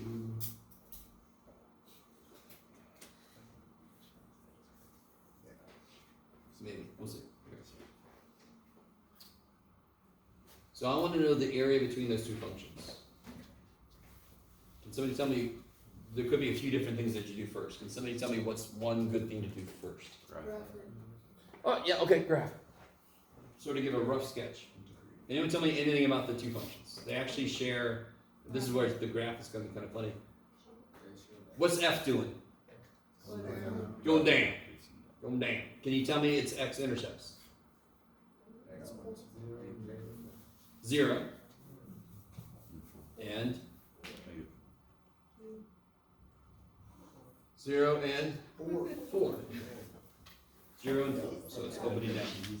Sorry, I didn't hear it. What about this guy? Opening up, and its x-intercepts are? 0 and 4. Yes? 0 makes it 0, yes? 4 makes it 0, yes? Okay. You guys with me? Is every problem going to be this easy? No, I just want to give us a nice one to start with. So I love that you said graph it first. Now you could have said set them equal to each other and solve first. So real quick, if we do that, we better get 0 and 4, yeah? Because we already know that's where they meet. Are you guys with me? Yeah. So let's see. If I set this equal to this, how do I solve that? You said F is on top, right? In this case, F is on top. Why? Because it's opening down, yeah? So in this case, F is on the top. How do I solve this? Yeah, add the x squared, add the 4x, subtract, then do what? Factor. Now you find the numbers. What numbers make it 0? 0. Holy shit, okay. Now we finally got up to. Will the graph always be the easy way to go? No. In this case, it happened because they both have the same intercepts. Yeah. Okay. Is everybody sort of with me here? Yes? Why isn't it going like to -4? Do it again, sorry. Why isn't it going to -4 instead? Like the top of the parabola is going to 4. So why wouldn't the other one be on the other side? Oh, because, no. 0 makes it 0, 4 makes it 0. 0 makes it 0, 4 makes it 0. So those are the intercepts. Yeah. All right. So when I set this interval up, what's it going to go from to?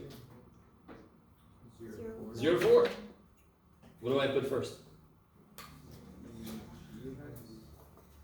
What's on top? F of x. So I'm going to put f of x minus. Now here's the first place a student can make a mistake. You subtract the entire g of x function. Yes? If you don't put parentheses, you're just subtracting a piece of it. You're going to get funky answers.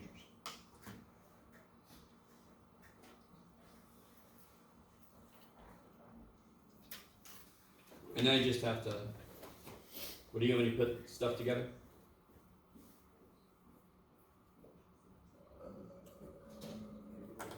Negative x squared minus x squared is negative 2x squared. 4x plus 4x is 8x. Holy shit. Okay, that's easy. Just put your like terms together. What do you do when you integrate this? Yeah. So put the negative 2. What's x squared go to? Yeah, there's x cubed, so 1/3, yes? So that's what I do. I figure out the new power, and then I just divide by the new power, right? Because that's the rule, and it kind of makes sense. What about this? Can you guys do this in a different way? 8 times. Okay, sure, we can do it the same way. 8 times 1 x squared, is that cool? Do I put a plus c? No, why? Because I have definitive endpoints, right? So I know the c's would cancel. And then I just plug over it. What's nice about 0? It makes it 0, so I don't have to worry about 0. Be really careful. If I had e to the x and I had to go from 0 to something, does it make it 0? So do not just ignore 0, but when I have polynomial, or when I have power shit, it's going to make it 0. So all I got to do is plug a 4 and I'm done. Let's see what we get. Negative 2/3 times 4 cubed plus 4 times 4 squared.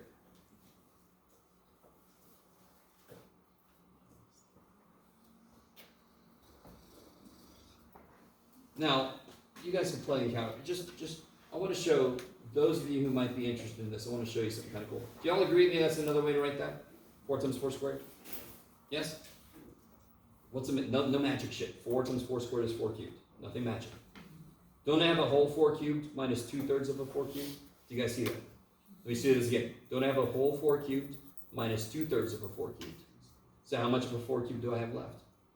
1/3 of a 4 cubed. I have 1/3 of 64. I have 64 thirds. Done. Yay. Do you have to do it the way I just did it? No. But I want to show that to some of you who would be interested in that. That's another way you do this. This happens often enough that I've done that quite a bit.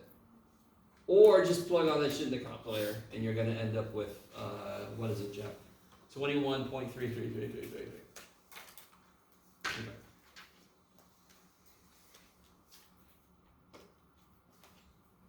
Can an integral equal a negative number? Can an area be negative?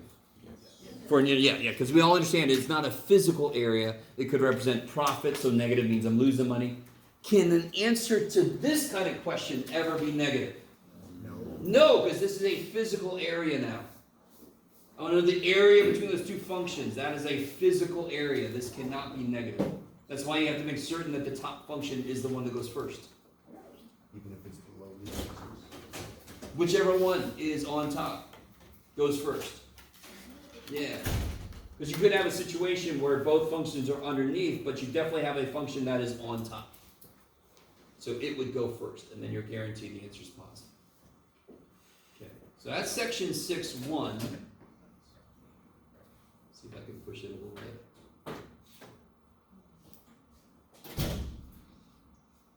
One little thing I want to say about, don't get too excited. And you're all like, you're not letting us out, so not a damn thing you do will make me excited. But, yeah, okay. I want to make sure about one thing. For the moment, I'm going to skip 6263. We're going to come back to 6263. But right now,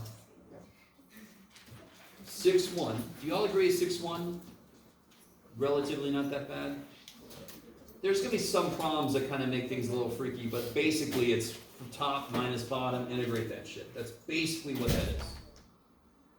6.5 is also not that bad.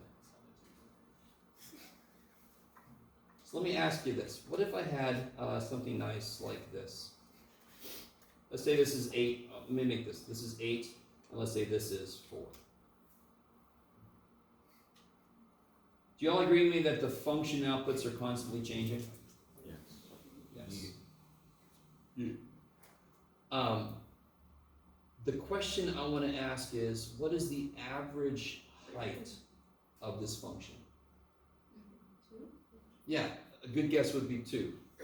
Well, let's see if that's what we get. So, does anyone have a clue how to figure out the average height of that function? So here's how you do it. Real quick, if only the function would have been this, then the average height would have been easy as shit, yes? What's the average height of this function? 2. Freaking 2, because it's always constant. So if I can kind of smoosh this into a rectangle, I can see what the average height is, yes? You guys with me? So what is the area of this right now? You don't have to do any calculus because it's a freaking triangle. What's the area? Okay, 1/2 base times height, right? Which is 16. Okay. Now, if I smoosh it so it stays 8, can you figure out how tall it would be so I can make it look like a rectangle? Is everybody with me what's happening? If only it would have been a rectangle, I would know the average height because it's always the same damn height. Thank you, rectangle. Is it a rectangle? No, screw you, triangle. But if I smoosh it, or if I chop some off and shove it in there, right? So I want to keep this the same. How do I figure out how tall it's going to be? You can do this. What's the area of my end answer going to be? It's got to be 16, correct? Yeah. How long is the rectangle going to be? 8. So what did I just divide by? Divide 8 into 16? I would take 16 divided by how long it is. Yes? Now I would take the area divided by b minus a, if you want to look at it that way. You guys with me? You with me? No, you're not. Yeah. Yeah. So this is why I get 2. So your guess was correct. Of course your guess was correct because that wasn't that bad. So what if I had a function? So is that idea, that physical idea, does it make sense? If it was a rectangle, it's always the average height. If it's not a rectangle, can I force it to be? Yeah, it's easy. Get the area, divide by how long it is. That's going to tell you how tall it would be if it was a rectangle, correct? Yeah. All right. So if I have a function that looks like this,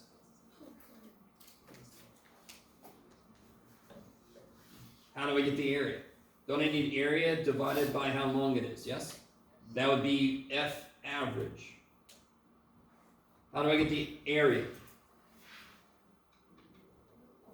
How do I get the area? I'm gonna say over. How would I get the area? Integrate from A to B. F of x dx. There you go.